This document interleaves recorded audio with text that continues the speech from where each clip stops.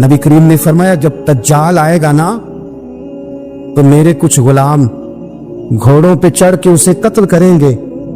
قربان جاؤں محبوب کے انداز گفتگو پہ۔ حضور فرمانے لگے وہ جو میرے غلام اسے قتل کریں گے نا، میں ان غلاموں کے نام جانتا ہوں۔ فرمایا میں ان کے باپوں کے نام بھی جانتا ہوں، فرمایا میں ان کے قبیلے بھی جانتا ہوں۔ محبوبہ تیرے کرم پہ قربان جائیں۔ حضور فرمانے لگے جن گھوڑوں پہ چڑھ کے وہ جہاد کریں گے میں ان گھوڑوں کے رنگوں کو بھی جانتا ہوں۔ حضور اونٹنی پہ ہے، احرام باندھا ہوا ہے، 1,40,000 کم و بیش غلام سامنے کھڑے، عرفات کا میدان۔ محبوب فرمانے لگے پہلا جملہ، جو درد والے تھے وہ تڑپ گئے، یہ سارے درد والے تھے لیکن کچھ زیادہ مزاج شناس تھے۔ محبوب نے پہلا جملہ کہا، حضور فرمانے لگے لوگو جس طرح آج اکٹھے ہوئے ہیں شاید اس کے بعد دوبارہ ہم اکٹھے نہ ہوں۔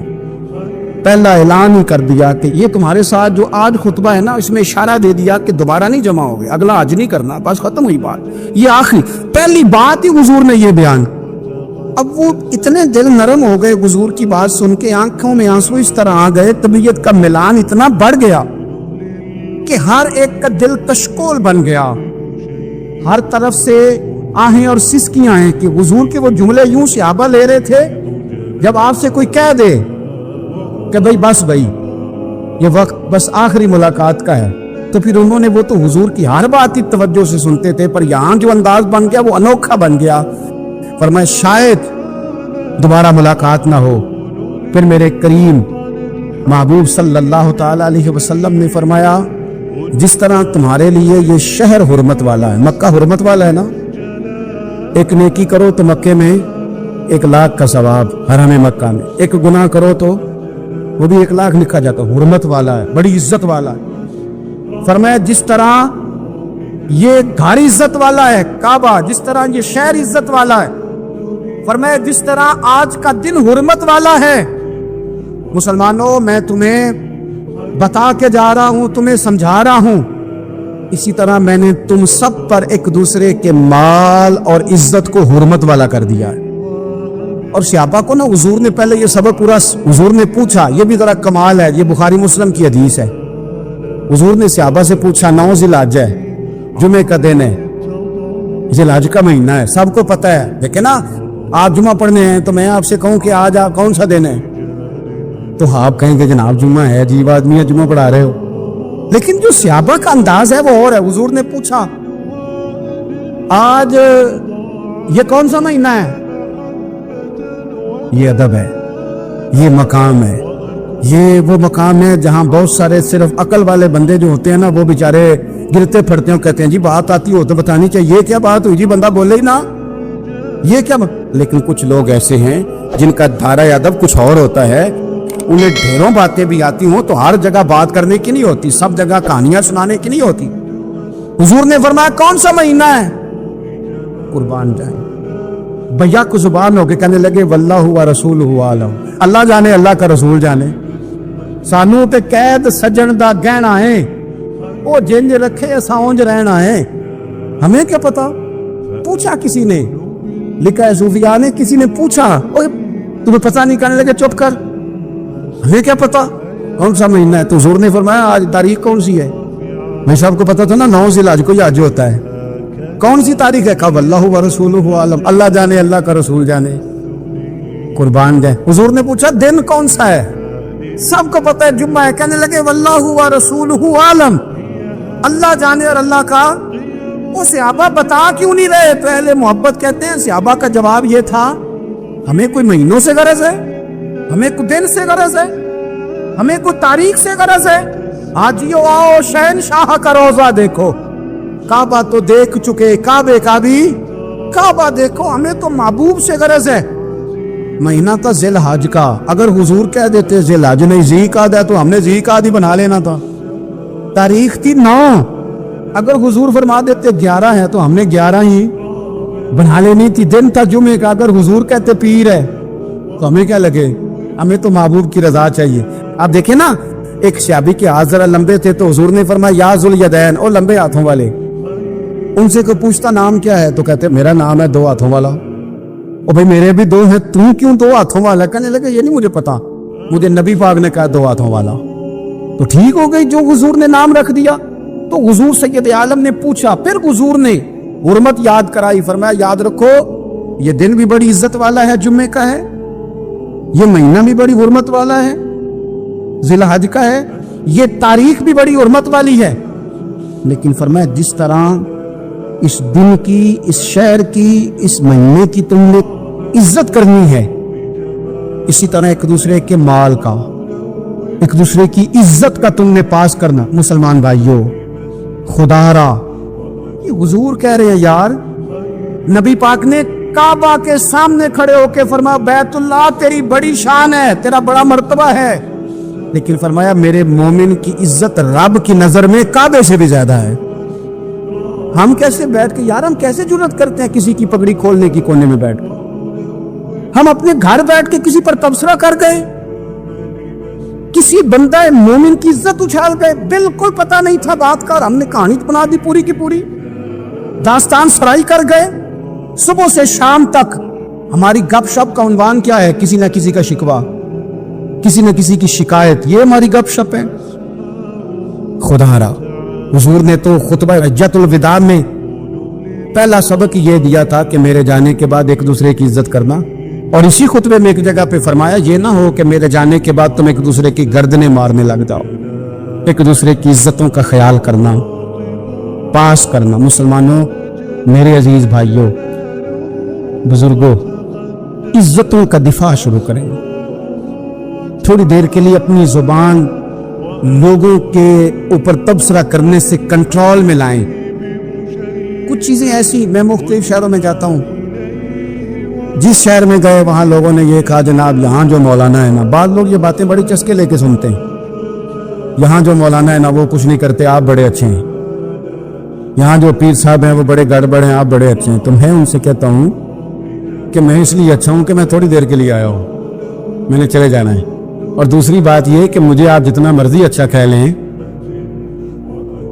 میں نے رخصت ہو جانا ہے 2-3 گھنٹوں کے بعد۔ یہاں جس آدمی کا آپ شکوہ کر رہے ہیں نا، آپ اس کو جنازے کے لیے خبر کریں نہ کریں، اسے پتہ چل گیا نا محلے میں جنازہ ہو گیا ہے، تو اسے کوئی کام بھی ہوا تو اس نے کہنا یار نہیں محلے میں فوتگی ہوگی، میں نے جنازہ پڑھانا ہے، اس نے جانا نہیں۔ تو کمزوریاں تو سب جگہ ہوتی ہیں، لیکن ان کمزوریوں کی وجہ سے آپس میں بغض پیدا کر لیا جائے گا، اور پھر کمال بات ہے نا کہ اپنی ساری کمزوریوں سمیت اپنے آپ سے پیار ہے، اپنے آپ سے محبت ہے، اور دوسرے کی ایک کا پتہ چل جائے تو ہمیں گھن آنے لگ جاتی۔ تو حضور نے خطبہ حجۃ الوداع کے موقع پر یہ بات ارشاد فرمائی۔ دوسرا حضور نے فرمایا لوگوں کو یاد رکھنا کہ خطبہ حجۃ الوداع میں نبی پاک نے فرمایا، یہ حضور خطبہ دے رہے ہیں، اور اس وقت دے رہے ہیں جب حضور صحابہ کو بتا چکے ہیں کہ یہ آخری ملاقات ہے، جو دور دراز سے آئے ہیں ان کو بتایا ہے کہ یہ میری تمہاری جو مجلس ہے، جو محفل ہے، جو تم سے بات ہو رہی ہے، یہ آخری ہے۔ محبوب فرمانے لگے لوگوں یاد رکھنا قیامت قائم ہوگی۔ ان جملوں کا حسن ملاحظہ کر لیں۔ فرمایا قیامت قائم ہوگی، تم اپنے رب سے ملاقات کرو گے، اور فرمایا تمہارا رب تم سے تمہارے اعمال کے بارے میں پوچھے گا۔ یہ خطبہ حجۃ الوداع میں کریم نے فرمایا، صبح تم اٹھے کیا عمل کیا، اللہ پوچھے گا، کسی سے ملاقات ہوئی، طرز کیا تھی، سوچ کیا تھی، اللہ پوچھے گا، لین دین میں کیا معاملات تھے، تمہارے اعمال کے، اللہ سے ملاقات ہوگی، وہ کھڑا کر کے پوچھے گا۔ اور حدیث میں کئی جگہ پہ حضور نے فرمایا وہ تم سے سوال کرے گا، تمہیں جواب دینا ہے۔ میرے عزیز بھائیوں، تیار رہنا چاہیے، تیار۔ ہم نہ منت کرتے ہیں آخری دن ہونا، تنخواہ دار لوگ کہتے ہیں یار یہ آخری ایام چل رہے ہیں، کوئی خرچہ نہ بتاؤ، اس لیے کہ حساب کے متھے لگنا ہے۔ آخری دنوں میں، بجٹ کے دنوں میں لوگ پریشان ہوتے ہیں کہ حساب دینا ہے۔ جب رب سے ملاقات کریں گے اور وہ حساب مانگے گا، کتنا مشکل کام ہے۔ اور ایک مقام پہ حضور نے فرمایا جس سے اللہ نے حساب مانگا وہ تو الجھ گیا، دعا کرو وہ حساب مانگے نہ، بے حساب ہی بخشش فرما دے۔ نبی پاک صلی اللہ تعالی علیہ وآلہ وسلم نے ارشاد فرمایا اسی خطبہ حجۃ الوداع میں، حضور فرمانے لگے سن لو، میں نے تم تک اللہ تعالیٰ کا پیغام پہنچا دیا ہے، اب جس شخص کے پاس امانت رکھی ہو اس پر لازم ہے کہ وہ امانت اس تک پہنچا دے جو اس کا مالک ہے۔ ہم بہت سارے لوگ ایسے ہوتے ہیں، ہمارے پاس امانتیں ہوتی ہیں، کچھ بھی نہ ہو تو کچھ لوگوں کے راز کی امانت ہوتی ہے، کچھ بھی نہ ہو تو کچھ لوگوں کی باتیں ہم تک پہنچ جاتی ہیں، وہ راز ہوتا ہے، وہ امانت ہوتی ہے۔ مجلس کی گفتگو بھی امانت ہے، لیکن ہم امانتوں کا خیال نہیں کرتے، خیانت ہو جاتی ہے۔ بہت محتاط ہو کر اپنی زندگی میں امانتوں کا خیال کیا جائے۔ یا ایھا الذین آمنوا لا تخونوا اللہ والرسول وتخونوا اماناتکم وانتم تعلمون۔ اللہ فرماتے ہیں ایمان والو، نہ رب سے خیانت کرنا، نہ رب کے رسول سے خیانت کرنا، نہ آپس میں ایک دوسرے سے خیانت کرنا، جانتے بوجھتے ہوئے یہ کام نہ کرنا۔ وانتم تعلمون، جانتے ہو، تمہیں پتہ ہے۔ کبھی بھی بددیانتی کا مظاہرہ نہ کریں اپنی زندگی میں، کبھی بھی۔ اور یہ بھی یاد رکھ لیں، بچوں کو کیا پتا کہ ہمارا ابا حلال لا رہا ہے کہ حرام لا رہا ہے؟ آپ لا رہے ہیں نا، تو وہ تو بیچارے بھولے پن میں کھا رہے ہیں، تو حساب آپ نے دینا ہے۔ جنہ لی تو پاپ کمائے ہن کتھے نہیں ہو تیرے کر دے، بلا نا۔ تو بچوں کا تو یہ معاملہ ہے بھائی، اللہ ماشاءاللہ کہ وہ وقت پہ ہی، شادی کے 10-15 دن کے بعد ہی ان کو پیغام مل جاتا ہے کہ اگر ہمارا علیحدہ گھر ہو تو میں مرضی سے سجاؤں، تو میں مرضی سے سواروں، تو میرا کوئی مطلب اپنا سلسلہ ہو، تو بڑے ٹائم پہ ساری باتیں شروع ہو جاتی ہیں۔ وہ تو معاملہ ہی بالکل اور ہے۔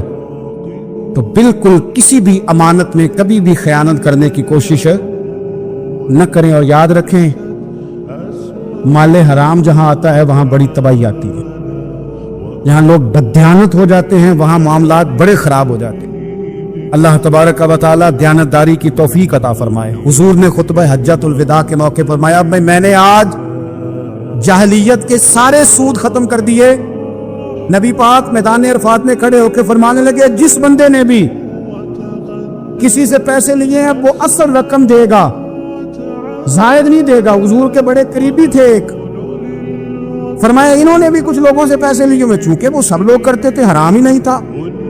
فرمایا میں ان کو بھی حکم دیتا ہوں کہ یہ اصل رقم وصول کریں گے، کسی سے ایک پائی بھی زیادہ وصول نہ کریں گے۔ نبی پاک صلی اللہ تعالی علیہ وسلم نے خطبہ حجۃ الوداع میں ایک باریک بات حضور نے بھی، یہ آپ نے ضرور سمجھنی ہے، بالخصوص جو لوگ تھوڑا دین پر عمل کر رہے ہیں، جن کا لبادہ مذہبی ہو گیا، جنہیں لوگ حضرت صاحب، قاری صاحب، علامہ صاحب، مفتی صاحب، حاجی صاحب، بزرگوں کہہ کے بلاتے ہیں، وہ اس پر توجہ کریں۔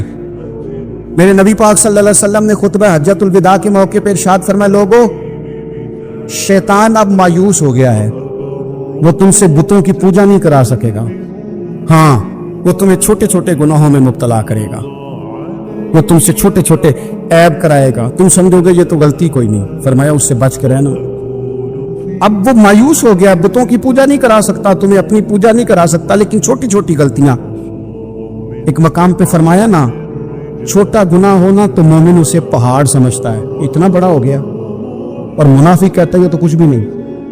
تو اپنی زندگی کے اندر چھوٹی چھوٹی کوتاہیاں، حضرت سعدی فرمایا کرتے تھے سیلاب اچانک نہیں آتے، پہلے چھوٹا سا سوراخ ہوتا ہے دریا کے کنارے، اسے بند نہ کیا جائے پھر بڑا ہو جاتا ہے، پھر وہ ٹائم آتا ہے کہ بند ٹوٹ جاتا ہے، بستیاں ڈوب جاتی ہیں۔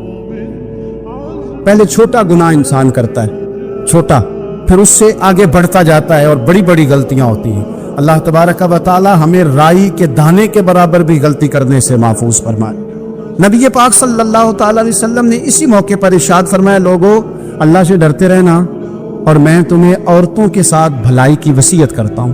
فرمایا رب نے تمہیں اختیار دیا ہے، عورتیں تمہارے سپرد کی ہیں، ان سے اچھا سلوک کرنا۔ فرمایا اگر کبھی کوئی ان پر تمہیں سختی کرنی بھی پڑے تو اتنی کرنا جتنی ان کی غلطی ہو، ان سے درگزر کرنا، ان سے پیار کرنا۔ حضور علیہ الصلوۃ والسلام فرماتے ہیں رب نہ تمہارا چہرہ دیکھتا ہے، نہ تمہاری جیب دیکھتا ہے، مالک تو جب دیکھتا ہے تمہارا دل ہی دیکھتا ہے۔ تو دل کی کیفیت اللہ کو پتہ ہے۔ دل بے چین اس لیے رہتے ہیں کہ یہ جو پیاس اور جو طلب کرتے ہیں وہ ہم انہیں پہنچاتے نہیں۔ دل بے قرار اس لیے رہتے ہیں کہ یہ رب رسول کی محبت سے ٹھنڈے ہو، ہم ادھر ادھر کی چاہتے لیے پھرتے۔ ان کے اندر بے قراری اس لیے ہے کہ ہم نے امیدیں لوگوں سے وابستہ کر لی ہیں، جو لوگوں سے نہیں کرنی چاہیے تھی، اللہ رسول سے کرنی چاہیے۔ ہم نے اسباب کو اختیار کرنا ہے، بھروسہ اسباب پر نہیں، بھروسہ تو اللہ تعالیٰ پہ کرنا ہے۔ تو جب تک دیکھیں نا قرآن مجید نے کیا کہا، قرآن مجید نے کہا والذین آمنوا اشد حبا للہ، فرمایا وہ لوگ جو ایمان لے آئے وہ اپنے رب سے شدید محبت کرتے، اپنے رب سے پیار کرتے ہیں، ان کے سجدے بوجھ نہیں، ان کے سجدے تو لذت ہے. انہیں نماز کے لیے لانا نہیں پڑتا، جبر نہیں کرنا پڑتا، ان کے تو دل کھچے چلے آتے ہیں. ان کو تو پیار ہو گیا، رات ساری بیت گئی اور ایک سجدہ بھی مکمل نہ ہوا. وہ تو مال چونکہ اللہ نے دیا ہے تو راہ خدا میں خرچ کرتے وقت ان کی طبیعت کسی قسم کا تکلف نہیں محسوس کرتی، کوئی بوجھ نہیں محسوس کرتی، کیونکہ وہ ہر چیز سے بڑھ کر اللہ رسول سے پیار کرتے ہیں. تو یہ چیزیں ان کے سامنے کبھی بھی رکاوٹ نہیں بنتی. اور دل میں سب سے زیادہ محبت اللہ کی، اور جہاں تک تعلق ہے میرے رسول پاک کا، اللہ کریم نے فرمایا النبی اولی بالمؤمنین من انفسہم، فرمایا یہ جو نبی ہے نا یہ تو مومنوں سے ان کی جانوں سے بھی زیادہ قریب ہے. تو ہر وقت دل کی دھڑکنوں میں، روح کی ٹھنڈک میں، قلب میں، دل میں، روح میں، ذہن میں جو چیز ہر وقت سمائی ہے نا مومنوں کے، وہ رسول پاک کی ذات ہے. اگر رات ساری بندہ یہی سوچتا رہے کہ سویرے یار کس طرح کام چلانا ہے، پیسے کیسے آئیں گے، جو میرے پاس 2 لاکھ ہے اسے 6 کیسے کرنا ہے، اور یہ 6 ہے یہ 12 کیسے ہو سکتا ہے، اور جناب یہ دنیا میری کیسے آگے بڑھ سکتی ہے، اور یہ جو پلاٹ پڑا ہے نا میرے گھر کے بالکل سامنے کیسے کوئی چکر چلے کہ میرا ہو جائے، گاڑی ہے ذرا چھوٹے ٹائروں والی بڑے ٹائروں والی کیسے آ سکتی ہے. اگر 24 گھنٹے منصوبہ بندی دنیا حاصل کرنے سے دین منع تھوڑا کرتا ہے. حضور نے تو فرمایا محنت کر کے کمائی کرنے والا اللہ کا دوست ہے، منع نہیں ہے، لیکن ہر وقت اسی گنتی میں رہنا، اسی کے شمار میں رہنا، الجھ جانا، اور جو اصل چیز تھی اس کو چھوڑ جانا. ہم نا نیکی کرتے ہیں، مومن ہوتے ہیں، لیکن اس کی لذت نہیں پاتے. یعنی اگر نماز پڑھ کے بھی بندہ قرار نہ حاصل کرے، اگر وہ خیرات کر کے بھی اس کی ٹھنڈک نہ محسوس کرے، مسجد آ کے، محفل کرا کے، محفل میں بیٹھ کے، پھر بھی اس سے کوئی روحانیت نہ پا سکے. اس نے 20 علماء سنے، اس نے درجنوں خطباء سنے، اس نے ساری زندگی گزار دی، لیکن اس کے دل کی کیفیت ہی نہ بدلی، وہ لذت خاص ہی اسے نصیب نہ ہو. تو پھر اسے سوچنا چاہیے نا کہ دل میں نا اللہ تعالیٰ نے نا ہر چیز 2 بنائی ہے. ہونٹ 2، آنکھیں 2، کان 2، ہاتھ 2، پیر، دل اللہ نے ایک ہی بنایا. یہ نہیں ہو سکتا کہ چلو ایک طرف مجھے رکھ لو ایک طرف کسی اور کو رکھ لو. دل ہی ایک بنایا ہے. وہ کہتا ہے بس دل ایک ہے تو رب رسول ہی رہیں گے. اس میں ادھر ادھر کی چاہتے نہ لے آنا جب تک دل کے اندر پوری طور پر اللہ رسول کی. بخاری مسلم میں حدیث ہے، نبی پاک علیہ الصلوۃ والسلام نے فرمایا اگر تم چاہتے ہو نا تمہیں ایمان کی لذت نصیب ہو، آپ زیادہ غور کریں میری بات پر. ایک ہے کھانا، ایک ہے مزیدار کھانا، ایک ہے مومن ہونا اور ایک ہے مومن ہونے کا مزہ آنا. لذت نصیب ہونا کہ میں صاحب ایمان ہوں. فرمایا اگر تم چاہتے ہو کہ تمہیں ایمان کی لذت نصیب ہو، یہ حدیث آپ نے بھولنی نہیں، بخاری مسلم میں. اگر چاہتے ہو کہ ایمان کی لذت نصیب ہو تو 3 کام کرو. یا رسول اللہ صلی اللہ تعالی علیہ وسلم کون کون سے؟ حضور فرمانے لگے پہلا کام یہ کرو کہ ہر چیز سے بڑھ کر اللہ رسول سے محبت کرو. لیکن یہ نیرا نعرہ نہیں لگانا، یہ غور کرنا ہے، پیسوں پر اچھی طرح غور کر کے سوچ لینا ہے کہ پیسے زیادہ پیارے ہیں کہ اللہ رسول. غور کر لینا. یہ جو جھوٹی ہے نا کہ بت بنائے ہوئے نا، میری عزت، میری برادری، میری افسری، میرا قبیلہ، میری کرسی، یہ غور کر لینا ہے کہ کرسیاں زیادہ پیاری ہیں، اقتدار زیادہ پیارا ہے کہ اللہ رسول. ایک طرف رسول اللہ کی شریعت اور ایک طرف تیری برادری کے رسم و رواج، لیکن شادی والے دن رسم و رواج جیت گئے. کدھر گئی تیری محبت رسول؟ وہ صرف محفل والے دن تھی، ربیع الاول شریف میں تھی. ہم تو دیندار سمجھتے ہی اس کو ہیں جس کے گھر میں شادی ہو تو پتہ چلتا ہے کتنا دیندار ہے. محفل میں تو سارے دیندار ہوتے ہیں. یہ تو پتہ ہی تب چلتا ہے جب کسی کا انتقال ہو جائے یا گھر میں کوئی خوشی آئے کہ اب یہ کتنا دیندار ہے. اب پتہ چلے گا. مسجد میں تو سارے دیندار ہیں. فرمایا اگر چاہتے ہو کہ لذت ایمان نصیب ہو تو ہر چیز سے بڑھ کر اللہ رسول سے پیار کرو. اور دوسرا فرمایا جس سے بھی پیار کرو نا اللہ رسول کی رضا کے لیے کرو. شکریہ کا تکلف بھی چھوڑ دو. وہ میرا احسان مانے گا یہ بھی چھوڑ دو، میری تعریف کرے گا یہ بھی چھوڑ دو. فقط اللہ رسول کی رضا کے لیے رشتے بنانے شروع کرو، مومن ہونے کا مزہ آئے گا۔ جتنے ہم شکوے کرتے ہیں نا رشتہ داروں کے، بھائیوں کے، قبیلوں کے، برادریوں کی، یہ سارے ختم ہو جائیں اگر ہم محبت اللہ رسول کی وجہ سے کرنی شروع کر دیں۔ اگر بنیاد اللہ رسول کی رضا ہو تو ہماری طبیعتوں میں کسی کے لیے نفرت پیدا نہ ہو، بے ادبی پیدا نہ ہو، کوئی ایسا ماحول نہ ہے۔ کیوں کہ ہم ڈائریکٹ پیار ہی نہیں کرتے، ہم جس سے بھی پیار کرتے ہیں درمیان میں رب رسول کو رکھ کے کرتے ہیں۔ اور حضور فرماتے ہیں قیامت کے دن رب اعلان کرے گا، اللہ فرمائے گا وہ کہاں ہیں جو دنیا میں میری رضا کے لیے آپس میں پیار کرتے تھے؟ یا اللہ کیا ملنے والا ہے؟ اللہ فرمائے گا آج میرے عرش کے سائے کے علاوہ سایہ کوئی نہیں، جو دنیا میں میری رضا کے لیے آپس میں پیار کرتے تھے انہیں آج میں اپنے عرش کا سایہ عطا کروں گا۔ تو اگر ایمان کی لذت چاہتے ہو، ایک تو ہر چیز سے بڑھ کے اللہ رسول سے پیار کریں، ایک جس سے بھی پیار کریں اللہ رسول کے لیے کریں، اور دوسرا فرمایا مومن ہونے کے بعد، کلمہ نصیب ہونے کے بعد، ایماندار ہونے کے بعد کفر کی طرف جانا اتنا ناپسند کریں، اتنا ناپسند کریں جتنا کوئی آگ میں جانا ناپسند کرتا ہے، اتنا ناپسند کریں۔ اگر یہ ذہن بن گیا پھر لذت نصیب۔ میں آپ سے عرض کروں میرے عزیزوں، ہم نا تھکی تھکی سی زندگی گزارتے ہیں، بور سا وقت گزارتے ہیں، الجھے ذہن رہتے ہیں، بکھری سوچے رہتے ہیں، ٹوٹے خیالات، پختگی نہیں باتوں میں، مضبوط نہیں افکار۔ کسی نے مشورہ دیا تو 10 منٹ کچھ اور سوچ لیا، اگلے سے بات کی تو پھر پچھلے کی بات ختم ہو گئی، اپنی زندگی میں مضبوطی نہیں۔ او خدا کے بندو، ہمیں تو ایک سادہ سا اسلوب دے دیا گیا ہے کہ تم ہر چیز سے بڑھ کے رسول پاک سے محبت کرو۔ تو جب پوری طرح وہ محبت نصیب ہو جائے گی، جب پوری طرح وہ چاہت مل جائے گی، جب پوری طرح وہ خلوص نصیب ہو گیا، للہیت مل گئی، اللہ رسول کی بارگاہ نصیب ہو گئی، آپ یقین کریں حضور کی محبت بندے کو پکا کر دیتی ہے، اس کی سوچوں کو مضبوط کر دیتی ہے، اس کے اندر استقامت لاتی ہے رسول اللہ کی محبت، انسان طاقتور ہو جاتا ہے۔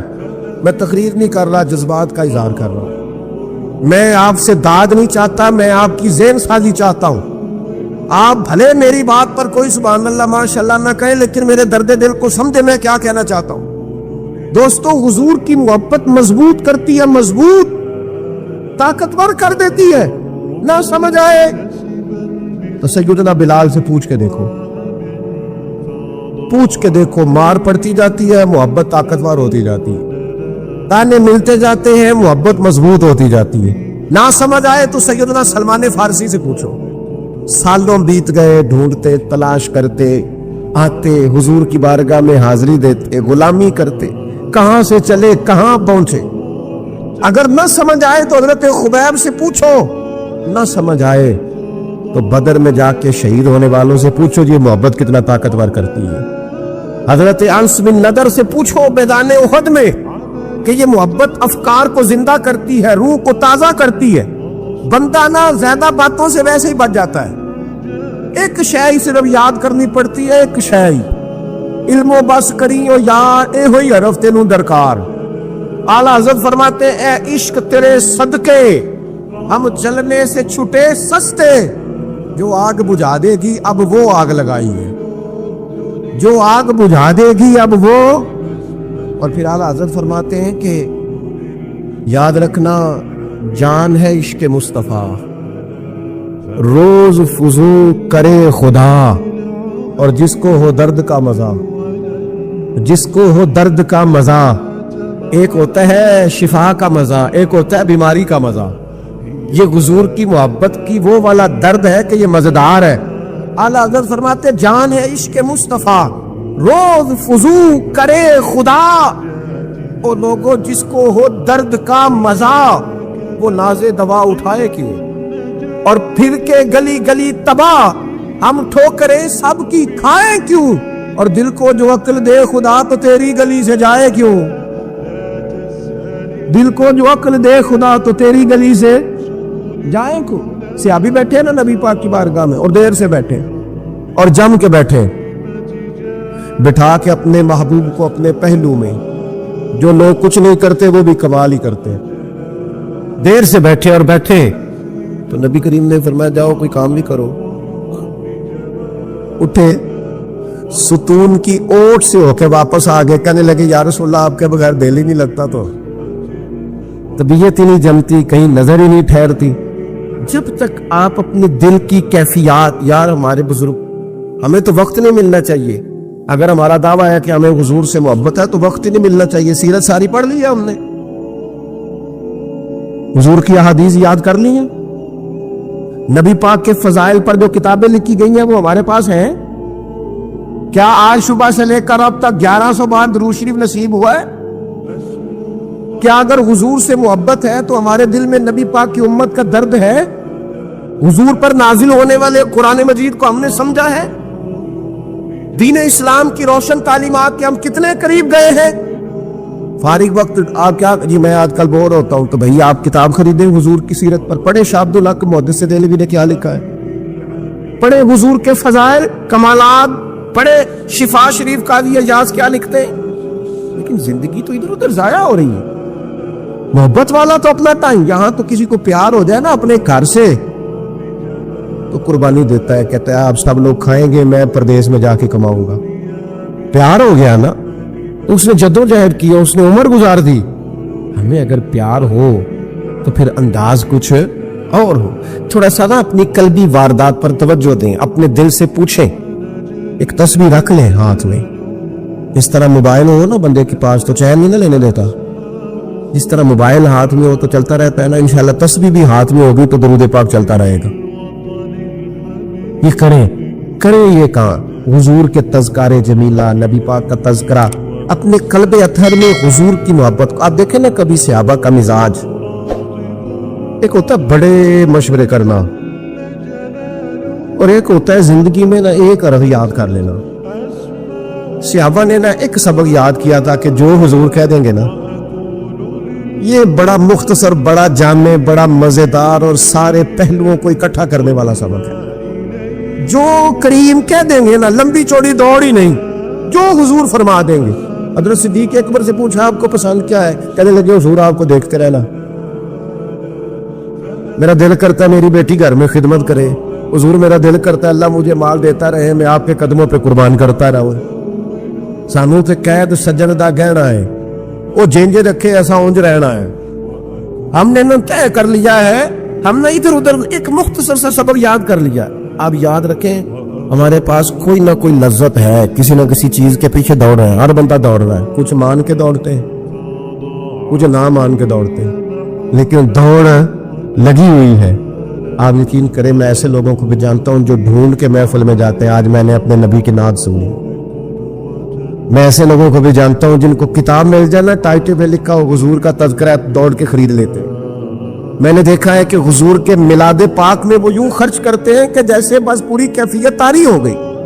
نبی پاک کی نسبت جہاں نظر آئی, حضور کے اصحاب کی بات آئی یا اولاد کی بات آئی, امت کے اولیاء کی بات آئی یا علماء کی بات آئی, دین کے طلباء جو مدرسوں میں پڑھتے ہیں ان کی بات, جہاں جہاں ذکر آیا. ہم نے نہ کبھی قطرے پہ غور کیا اور نہ دریا دیکھا, بس جہاں تیری جھلک دیکھی وہیں ڈوب گئے. اپنے دل میں اس محبت کو پیدا کریں. میں آپ سے عرض کروں, اولادیں بھی پریشان ہیں ہماری.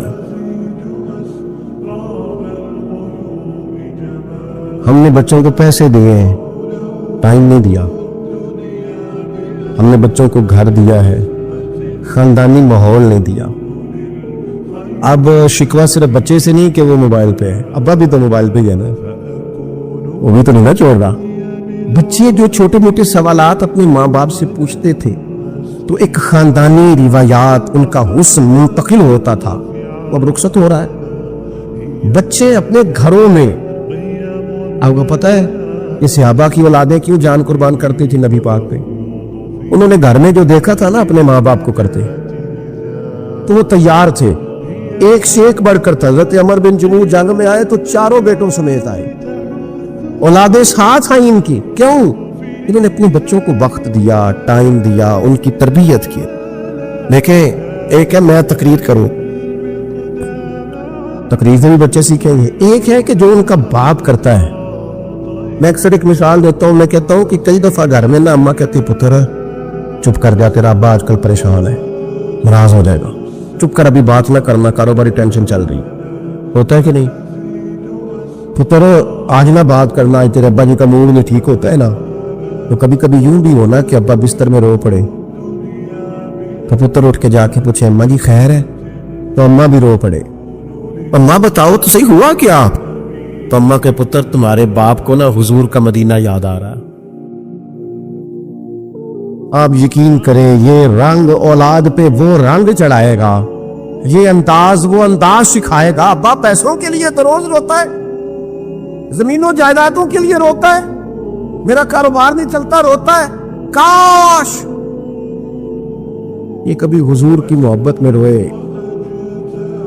ये कभी उस दर्द से तड़पे, कभी इसकी वो कैफियत बने, तो बच्चे को कहना नहीं पड़ेगा। अपनों के तो आंसू देख के बंदे के आंसू आ जाते हैं।